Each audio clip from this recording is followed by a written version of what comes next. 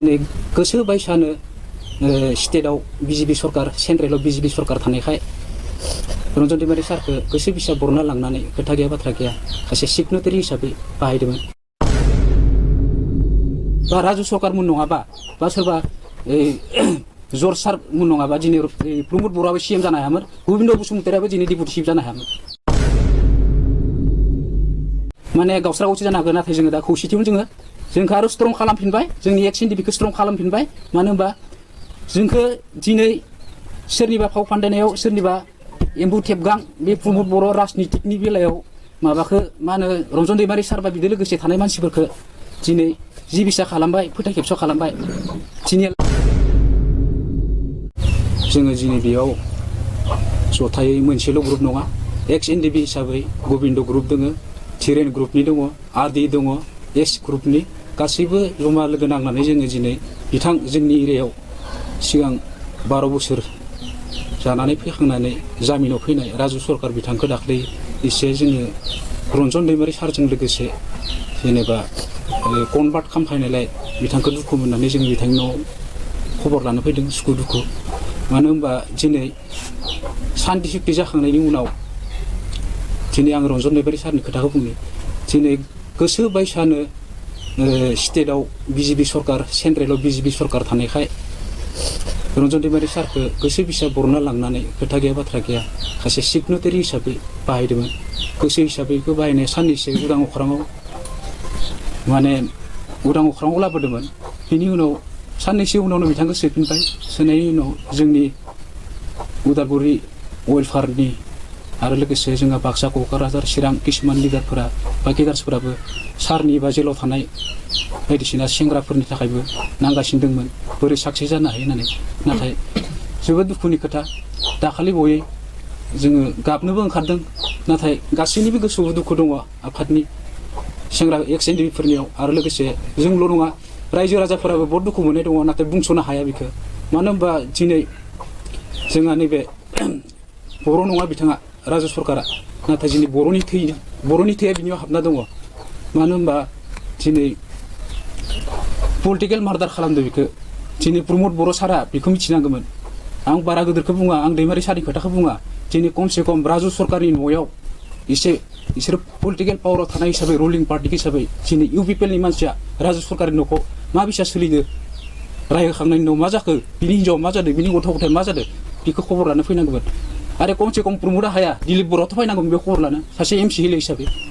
बिमानो फैयाखै दिनै, दानि थांदोंमोन जों बिनियाव, न'आव गैयानो मानसिया। दिनै रन्जन दैमारि सार नङाबा बा राजु सरकार मुं नङाबा बा सोरबा जर्ज सार मुं नङाबा दिनै प्रमद बर'आबो सीएम जानो हायामोन, गोविन्द बसुमतारियाबो दिनै डेपुटि चिफ जानो हायामोन। दिनै बिसोरो एसे फोथाय खेबस' खालामदों। मानो होनबा गावसोरनि गोजौ जोमजि गारबा गावसोरनि मोदोमावनो नांनाय बुस्थुआ बे सिस्टेमा गावसोरनो ओंखारदों आरो।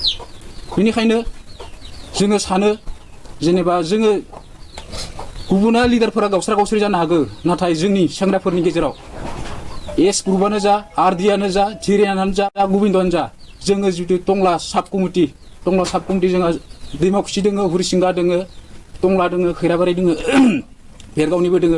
जोङो लिडारफोरा पलिटिकेलनि सार्थनि थाखाय माने गावस्रा गावस्रि जानो हागौ, नाथाय जोङो दा खौसेथियावनो जोंखौ आरो स्ट्रं खालामफिनबाय, जोंनि एक्स एनडिपिखौ स्ट्रं खालामफिनबाय। मानो होनबा जोंखौ दिनै सोरनिबा फाव फान्दायनायाव सोरनिबा एम्बु थेबगां बे प्रमद बर' राजनितिकनि बेलायाव माबाखौ मा होनो रन्जन दैमारि सार बा बिदि लोगोसे थानाय मानसिफोरखौ दिनै जि बिसा खालामबाय, फोथाय खेबस' खालामबाय। दिनैहालागै बे प्रमाना जोंहा नुजाबाय, बे पलिटिकेल मार्डारखा राजनितिकनि सार्थ लुबि लानानै दिनै जोंनि सेंग्राफोरखौ, जोंनि सिनियर लिडारफोरखौ जेलावनो दोननो नाजादों। मानो होनबा बिसोरनि मेन पलिसियानो जाबाय इलेक्सन टारगेट। बिसोरनि मेन पलिसिया दिनै प्रमद बर'आ सासे आबसुनि लिडारमोन, प्रेसिडेन्टमोन। बियो गामसा गाननानै खर'खौ खावनै हलायनानै डिभाइड आसाम 50-50 लिरोमोन बियो। दिनै बियो साला चिफ जानो थाखाय साला दिल्लीनिफ्राय प्लान पलिसि खालामना फैदों बियो। आरो मा खालामो प्रमद बर'खौ आं गिया। दिनै अरिजिनाल एनडिपिफोरानो दिनै रिहेबिलिटेसन मोनाखै। दिनै प्रमद बर'आ दिनै बिटिआर सुक्ति, सान्ति सुक्ति होनना बुंदों। मा सान्ति सुक्ति जाखो बिलाय? जेबो सान्ति सुक्ति जायाखै बियो। सान्ति सुक्ति जादोंबा रन्जन दैमारिखौ मानो बायह्राव बरनो हाया बिसोरो? बेयाव थानाय आरो एसनि सेंग्राफोर 50 जननि गोजौ दङ, बिसोरखौ मानो बरनो हायाखै दाबो?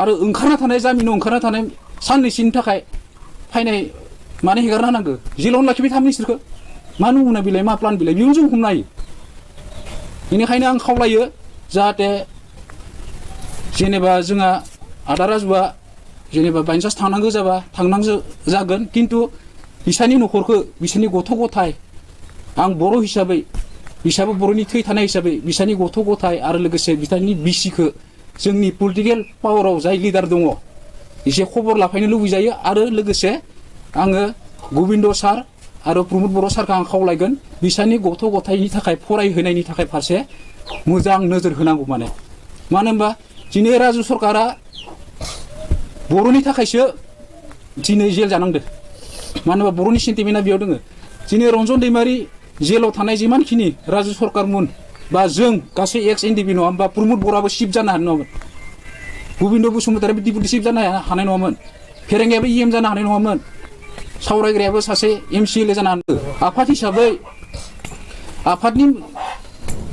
आफादनि दायित्व थानाय हिसाबै गोदो सेंग्राफोरखौ सालायनाय हिसाबै दिनै फेरेंगा सारमुना गबिन्द मुना दिनै सावरायग्रा सारमुना बे बुस्थुखौ गुरुत्व लानाया आंनि थाखाय मोजां आरो बेनिखायनो आङो बारा गोलावखौ बुंला जाहाथे बिसोरनि माबाया बर' रायजो राजाफोरा जोंहा खौसे जानांगौ खौसे जायाबा जोंहा जेबो गैखाला मानो होनबा दा जोङो रोखानो नुलांबाय थादो मानो होनबा गाबोन सबनिया जोङो टंला बिसायावनो जों फायनो हानाय नंला बेनिखायनो बर' रायजो राजाफोरखौ खौसे जानो थिनदो आङो जों एक्स एनडिपि हिसाबै मानो होनबा दिनै जोङो मंगलियाव थांबाबो जोङो उग्रपन्थी होनना बुङो बर' मानसिखौ सासे पाब्लिक सासे फरायनाय मानसि थांबाबो बर' उग्रपन्थी आरो आल्फाखौ मानो उग्रपन्थी बुङा अखम सादिन ना मानो बुङो आल्फायाबोथ' बे फरेस्ट बुराखौथ' हमनो हायोना फनावथ' डाइरेक्ट टेलिफन बार्ताजों रायलायबाय थायो आल्फायाबोथ' 15 आगस्टआव बुंदोंमोन गथ'फोरखौ बुथारदोंमोन गथ'फोरखौ बुथारनाय आयनाथ' बिराद गिदिर बाथ्रा